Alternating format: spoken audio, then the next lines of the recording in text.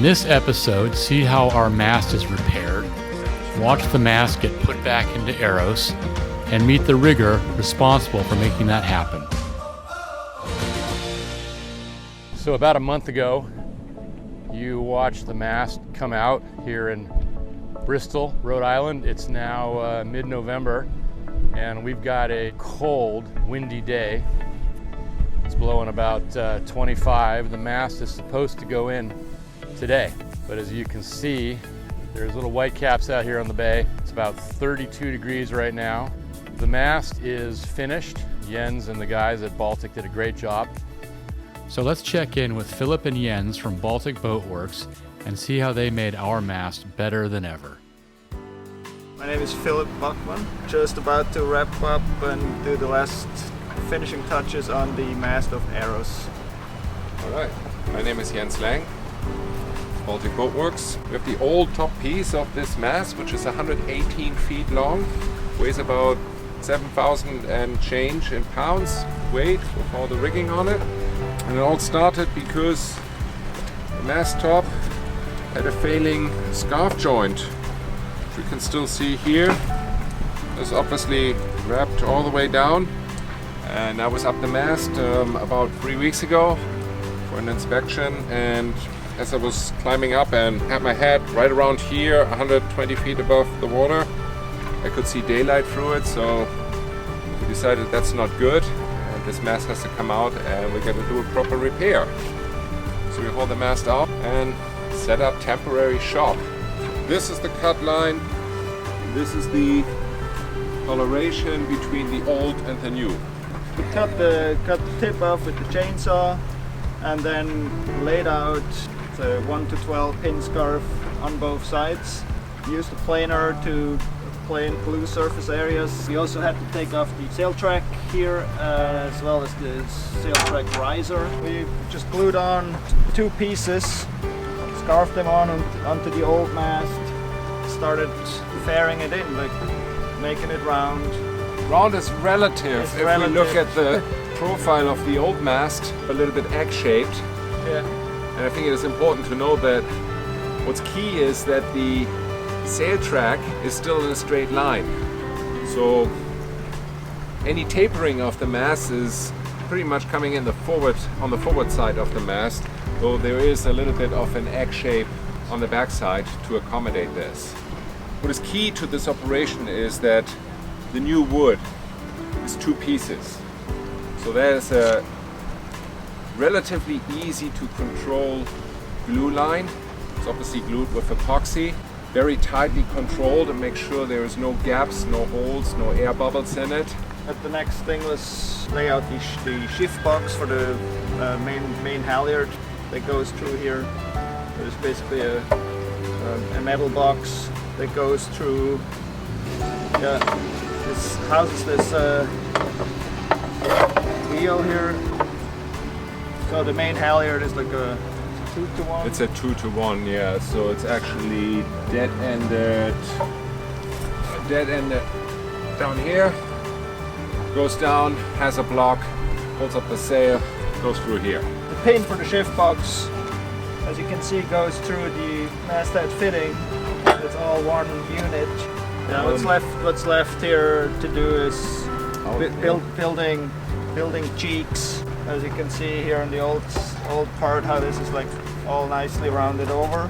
The sole purpose of these parts is to, in the event of a main halyard not being like fully under tension, to basically guide it back into the shift and not like prevent it from like getting tangled up. So there's a couple of blocks here, especially on the outside. I think it's called the fisherman's sail, and that block is hanging here. So to make sure the block is not damaging the mast, there's a nice piece of bronze that goes back on that protects the mast and mostly protects actually the surface and the varnish to make sure this is absolutely stays completely sealed. Philip puts the finishing touches on the top of the mast section. Notice the mortise joint that's going to go into the gold leaf spruce donut at the top of the mast, which has the masthead light and the flag halyards.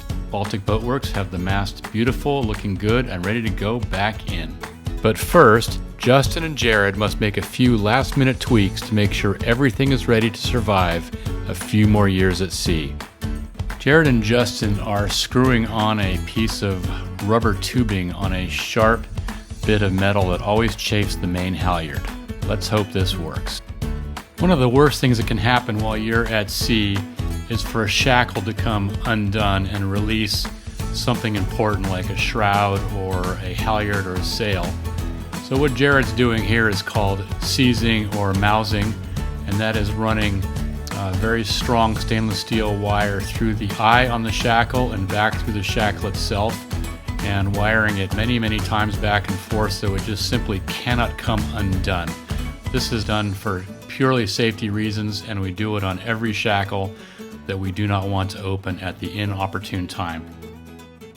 With the crane showing up any minute now, this is our last chance to take a look at all the work that's been done before the mast goes back in, checking the varnish and the wiring repairs and some new shrouds, rigging, and halyards, some repairs to some brackets, things like that. It's just so nice to be able to work on a mast waist height as opposed to hanging in a moving bosun's chair in the breeze.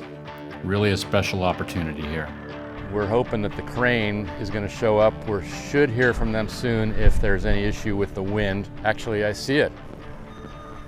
The crane is backing up, so the crane is here.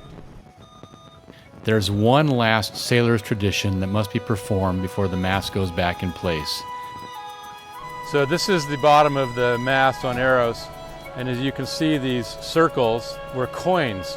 So as a good luck omen, when you put a mast in a boat, you put a coin under the mast with the year on it that you're putting the mast back in the boat. So for example, this is 2020, we're gonna put a 2020 coin. So over the years, different coins have been put down, and they're gonna be on the bottom of the boat where the mast is gonna fit in, and the coins are sitting in there right now.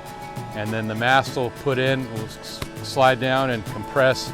Hopefully there's not too many more coins going in this in the near future. The last step before lifting the mast is attaching the strap to it so it lifts it perfectly. This may look like reverse footage of what you saw of the mast coming out in the last episode, but I can assure you this is the mast going back in. The riggers, crane operators, and Eros crew work like a well-oiled machine, lifting and guiding the mast perfectly into position and down through the deck into the bilge. Despite a lot of wind, this was executed without a hitch. Happy days again on Eros.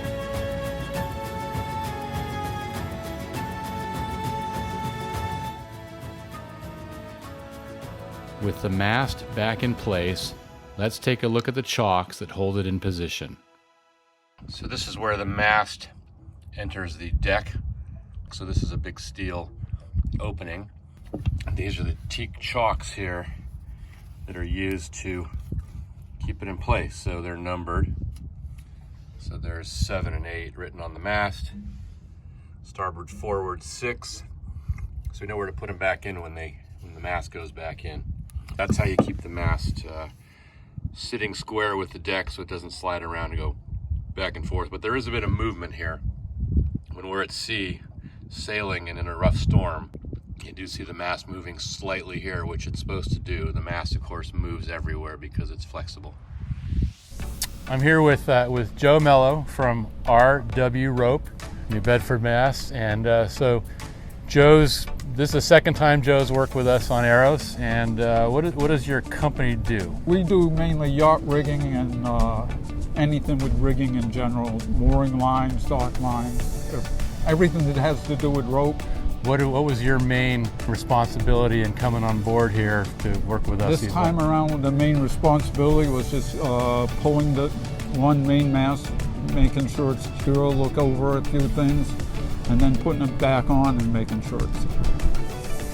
So what do we need you guys for? What can go wrong if somebody just tries to unhook their, undo their rigging and pull their mast out? What can go wrong if we don't have professionals like you guys on board? Well, especially with something this weight, you got to hang it right. You got to work well with the crane operator, and play the weather well too. But there's a lot of things that can go wrong. If it goes smoothly, it looks like it's real simple. But if you run into problems, that's where you need the extra help. Yeah. Well, I can tell you from, as we operate this boat, we wouldn't want to have attempted this without you guys here. Joe's guys were up the mast, doing all kinds of disconnecting things, so and connecting and handling tensioning and all that kind of stuff. The schooners is different in the fact that it has so many in-between mast stays. And this one especially has the staysail stay, main staysail, so things have to be disconnected from the loft before the rig can be hooked up to the crane, or the crane can be hooked up to detension those, and you don't want to get the lengths of those different because it changes the rake of the mast, and the rake of the mast determines how the boat performs. High up on Eros' rig, we have these two shrouds or pieces of rigging that touch each other. We think they're called a spring stay and a main topmast stay. Anyway, when they rub together, they can chafe, which weakens each of them, and if one of them fails or both fail, we could lose the mast. So what we have done is put on these stainless steel tubes outside of brand new shrouds, which you just put on brand new rigging. And these stainless steel tubes basically intersect each other, so they're rubbing on each other, and the cable inside those tubes is protected. So as long as these tubes are in place doing their job, our shrouds will never chafe and weaken again. Do you guys do a lot of work on other classic boats? Some of them, this one's more the biggest size that we do. We range more like to the 40 to 70 foot. All right, well, I just want to thank you guys for doing great work on Eros. 3 times you've been on, or twice with us now, I guess, and we hope we don't see you guys again too soon, actually, but it's good to know you're there if we need you. Yep, we're around. All right, thank you. All right, thank you. Yeah.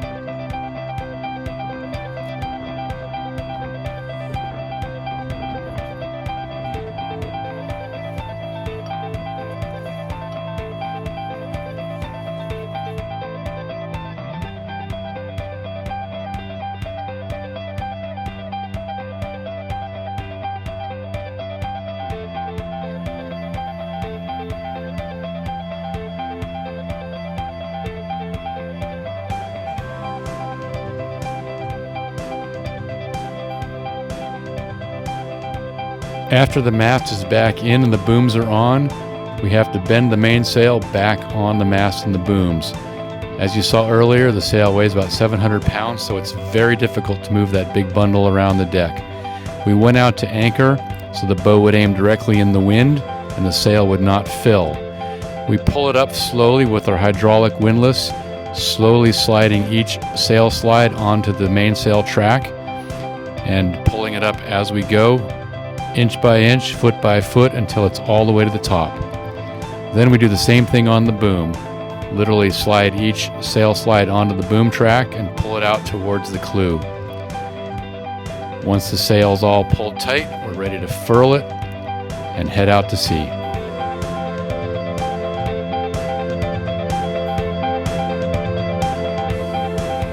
In the next episode, we'll show you how Eros' rig has evolved over the past 80 years.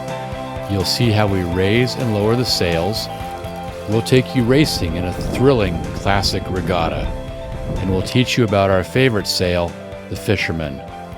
Thanks for watching. Be sure to like our video and subscribe to our channel.